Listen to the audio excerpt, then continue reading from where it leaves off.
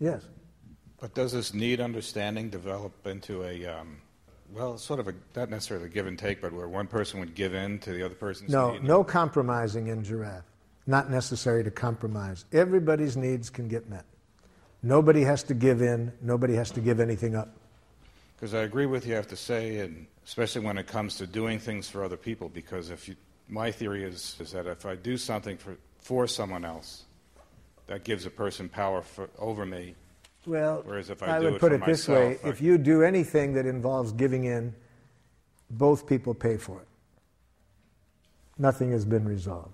It's going to create problems. So is there a needs dialogue or needs literacy you mentioned that I have understanding what they are? Need literacy in my book. And if you want to develop your need literacy, I suggest you do the following activity. First, identify your most frequently used jackals, the ones you use the most, and next, the ones you're the most afraid of. Do it this way. First, on a list, make a list of how you talk to yourself when you're less than perfect. And those of you over here who said you were perfect, you'll have to skip this part of it.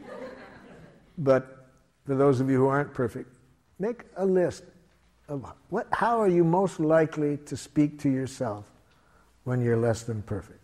So that's Jackal list number one. Next, make a second list. What are the Jackal messages that go on in you when you are angry at others? So when you're judging others and are angry, what are you most likely to be saying to yourself or out loud about the other person? So that's Jackal list number two.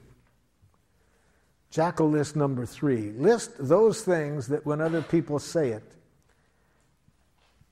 at the moment you respond to defensively or aggressively. And put on that list things that you have been so afraid that people might think it of you, that you've become a nice dead person to avoid it. So in other words, put into that list not only what people have said that got you defensive, but things you're scared of they might say. Okay, now do this exercise to build your need literacy. Go back over that first list where what you say to yourself when you're less than perfect. Now, for each judgment, think of what might have been the stimulus for it. See, you've got to relate each of these to a specific context.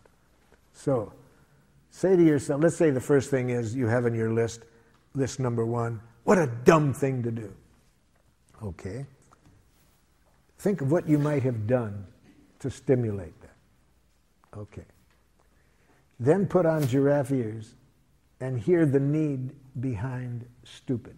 See, I'm saying that all judgments are tragic expressions of unmet needs. So ask yourself, when I say that to myself in that situation, how stupid, what need am I expressing through that judgment?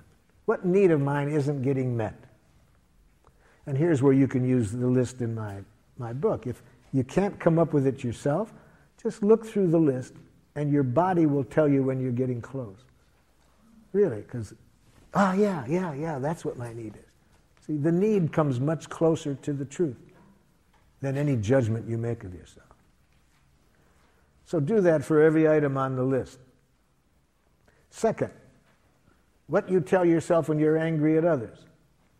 Again, identify concretely what the other person might have done to stimulate this. Then ask yourself this question. When I judge people as idiots for doing that, what need of mine was not being met in that situation? Again, try to guess it without my list, but if you can't find it, look through my list to find one that comes closest. The third list, what others say to you to get you defensive. Practice putting on the giraffe ears. Imagine what you did to stimulate it. And in that situation, guess what the other person's needs were that weren't getting met. So you see, it's just learning a new language. Learning for every time there are these jackal judgments to, as quickly as possible, to bring yourself back to life. Or more specifically, connect to needs. Needs are life. Yes? My question is, I never know what to do when I know I'm never going to meet another person's, expectations of me. Yes. Well, first of all, never hear an expectation. That's thoughts. Expectations are thoughts. Don't hear it. Don't even hear expectations. Hear what the need is. What is the need that the person is asking for you to meet? You don't want to live up to expectations, but it is fun to meet needs. So. Do you think that that human beings can always meet other people's needs if they're real? All of our needs can be met. I don't think you have to do it. There's several billion other people that could meet the other person's needs. Even if you could do it, you may choose not to.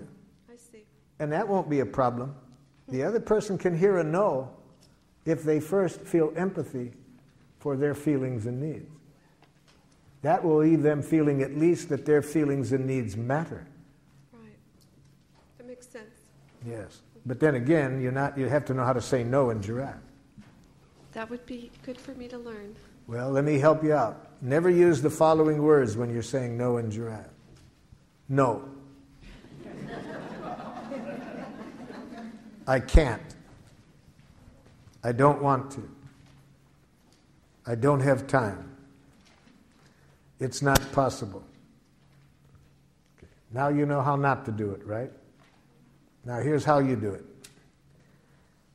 To say no in giraffe, you need to be conscious that a no is a poor expression of a need. So say the need that keeps you from saying yes. No. So if you had giraffe ears on just now, you wouldn't have heard me saying no. You would have said, what is Marshall's need that's keeping him from saying yes? And you might have said back to me, Marshall, are you having a need for completion of other things you'd like to do right now? You see? You would have tried to hear the need behind the no. So what I said is, all no's are tragic expressions of a need. So say the need that keeps you from saying yes. Don't say no.